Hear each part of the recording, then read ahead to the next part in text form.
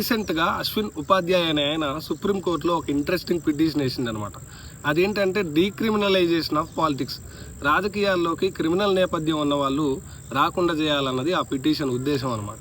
రాజకీయాల్లోకి క్రిమినల్స్ వస్తే ప్రజల జీవితాల్లో గణనీయమైన మార్పులు రాకపోగా ప్రజల జీవితాలు నాశనం అవుతాయి అన్నది ఆ పిటిషన్ యొక్క సారాంశం.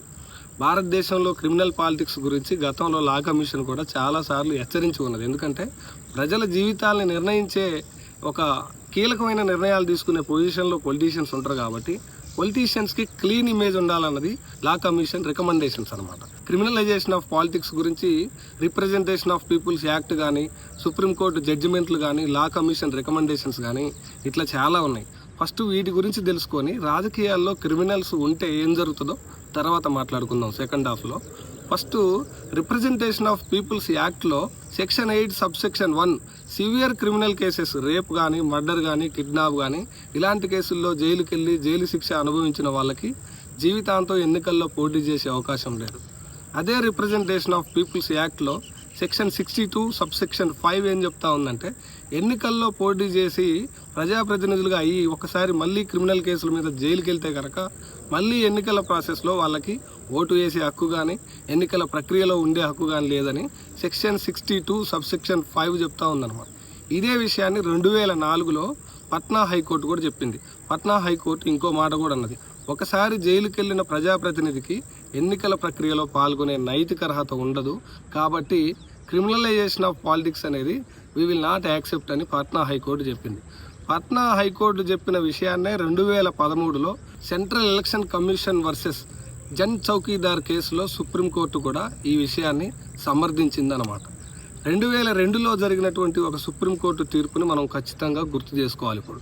ఎందుకంటే 2002లో association for democratic republic versus union of India కేసులో సుప్రీంకోర్టు ఏం చెప్పిందంటే క్రిమినల్ నేపథ్యం ఉన్న లీడర్స్ వాళ్ళ క్రిమినల్ బ్యాక్గ్రౌండ్కు సంబంధించి ఎన్నికల్లో పోటీ చేసేటప్పుడు ఆ డీటెయిల్స్ ఖచ్చితంగా అఫిడవిట్లో పెట్టాలని చెప్పిందనమాట. అయితే ఇవన్నీ పక్కన పెట్టి 2013లో ఆనాడున్న యూపీఏ గవర్నమెంటు సుప్రీంకోర్టు తీర్పులన్నింటినీ తుంగలో దొక్కి ఆనాటి యూపీఏ గవర్నమెంట్ 2013లో ఏం చేసిందంటే రిప్రజెంటేషన్ ఆఫ్ పీపుల్స్ యాక్ట్కి సవరణ చేసి ఈ దొంగలందరూ కూడా పార్లమెంట్కి వచ్చే విధంగా ఒక చట్టం చేసిందనమాట. ఎందుకంటే దొంగలందరూ, క్రిమినల్స్ అందరూ, దోపిడీదారులందరూ అన్ని పార్టీలలో ఉంటారు కదా, ఇలాంటి వాళ్ళ ప్రయోజనాలకు సంబంధించి ఏమైనా నిర్ణయాలు తీసుకోవాల్సి వస్తే అందరూ ఒక దగ్గరికి అవుతారనమాట. అట్లా జరిగిందే 2013 సవరణ చట్టం అనమాట. దాని తర్వాత సుప్రీంకోర్టు 2013లో అదే సంవత్సరంలో lily Thomas versus union of India కేసులో ఎవరైతే సివియర్ క్రిమినల్ కేసులు ఎదుర్కొని జైలు శిక్ష అనుభవించారో వాళ్ళకి ఎన్నికల్లో పోటీ చేసే అవకాశం లేదని మళ్ళీ చెప్పింది. అయితే సెంట్రల్ ఎలక్షన్ కమిషన్కి కూడా ఎన్నికలలో ఆ యొక్క వ్యక్తి ఎవరైతే ఎన్నికల్లో పోటీ చేస్తారో వాళ్ళ యొక్క నేపథ్యాన్ని బట్టి వాళ్ళని ఎన్నికల నుంచి తప్పించే అవకాశం ఉంది పోటీ చేయకుండా. అట్లా 2019లో సెంట్రల్ ఎలక్షన్ కమిషను తన యొక్క విచక్షణ అధికారాన్ని ఉపయోగించి ప్రేమ్చంద్ తమార్ అనే వ్యక్తిని ఎన్నికల్లో పోటీ చేయకుండా సస్పెండ్ చేసిందనమాట. క్రిమినలైజేషన్ ఆఫ్ పాలిటిక్స్ గురించి సుప్రీంకోర్టులో ఒక పిటిషన్ 2020లో వేస్తే సుప్రీంకోర్టు ఏం చెప్పిందంటే ప్రస్తుతం ఉన్న 6 సంవత్సరాల నిషేధం సరిపోతుంది, ప్రభుత్వ ఉద్యోగుల్లాగా రాజకీయ నాయకులకి ఇలాంటి నిబంధనలు ఏమీ ఉండవు అని చెప్పిందనమాట. ఇదంతా కూడా దీని వెనక ఉన్నటువంటి స్టోరీ. అయితే మనం ఇక్కడ ఒక ఇంట్రెస్టింగ్ టాపిక్ మాట్లాడుకోవాలి. ఇంట్రెస్టింగ్ అండ్ వెరీ డిసప్పాయింటింగ్ కూడా. ఎందుకంటే భారత పార్లమెంట్లో ఉన్న 543 మంది ఎంపీల్లో 251 మంది మీద సీరియస్ క్రిమినల్ కేసులు ఉన్నాయి. దాని తర్వాత 171 మంది మీద రేపు, మర్డరు, కిడ్నాప్ లాంటి సివియర్ క్రిమినల్ కేసెస్ ఉన్నాయి. 422 మంది ఎంపీలు at the helm of affairs, అంటే ప్రజల జీవితాల్లో ఏం జరగాలి అని నిర్ణయం తీసుకునే దేవాలయం లాంటి పార్లమెంట్లో కూర్చొని ప్రజల జీవితాలను బాగు చేసే కార్యక్రమానికి వాళ్ళంతా కూర్చున్నారనమాట.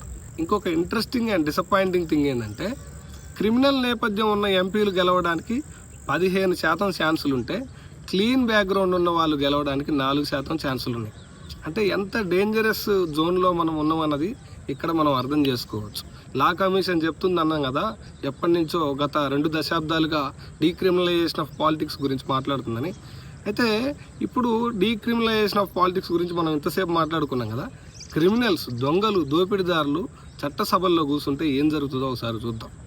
422 మంది అని చెప్పుకున్నాం కదా, 422 మంది రేపులు, మర్డర్లు, కిడ్నాపులు, దోపిడీలు, దౌర్జన్యాలు చేసిన వాళ్ళంతా ఒక దగ్గర కూర్చుంటే ప్రజల జీవితాలకు సంబంధించి విద్య కానీ, ఉపాధి కానీ, వైద్యం కానీ, క్వాలిటీ ఇన్ఫ్రాస్ట్రక్చర్ కానీ ఇలాంటి నిర్ణయాలు తీసుకున్నప్పుడు ప్రజలకి వీళ్ళు ఎలాంటి మేలు చేస్తారు మనం ఆలోచించాలి కదా ఖచ్చితంగా. ఇక్కడ ఒక ఇంట్రెస్టింగ్ ఫ్యాక్ట్ చెప్తా. 1952 మొదటి పార్లమెంటు చట్టసభల్లో కూర్చున్న ఎంపీల్లో 75% మంది పిహెచ్డీలు, పీజీలు, రకరకాల మంచి మంచి బ్యాక్గ్రౌండ్, వేరేడ్ అకాడమిక్ బ్యాక్గ్రౌండ్స్ నుంచి అక్కడ కూర్చొని దేశం అప్పుడప్పుడే స్వాతంత్రం వచ్చిన దేశాన్ని ముందుకు నడిపించడానికి, దిశానిర్దేశం చేయడానికి చక్కటి నిర్ణయాలు తీసుకొని ఇవాళ 75 సంవత్సరాల రిపబ్లిక్ చెక్కు చెదరకుందంటే క్రిమినల్ నేపథ్యం లేకుండా ఒక మంచి విద్యావంతులైన ఎంపీలు, రాజకీయ నాయకులు, మంత్రులు, ప్రధానమంత్రులు ఉన్నారు కాబట్టే అక్కడ దేశం అనేది కొంచెం ముందుకు పోవడం జరిగింది.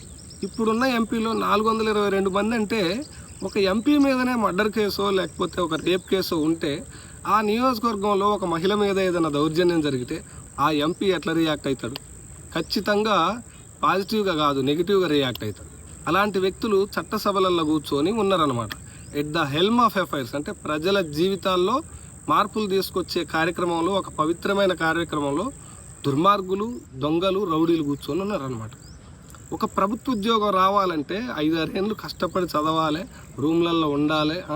తల్లిదండ్రులు వీడికి ఉద్యోగం ఎప్పుడు వస్తుందా, వీడికి ఇది ఎప్పుడు అవుతుందా, వీడికి పెళ్ళి ఎప్పుడు అవుతుందా, ఇవన్నీ ఆలోచించి ఇన్ని బాధలు పడి ఒక ప్రభుత్వ ఉద్యోగం వస్తే పోలీస్ రికార్డులలో ఇతని పేరుందని ప్రభుత్వ ఉద్యోగానికి అనర్హుని చేస్తారు.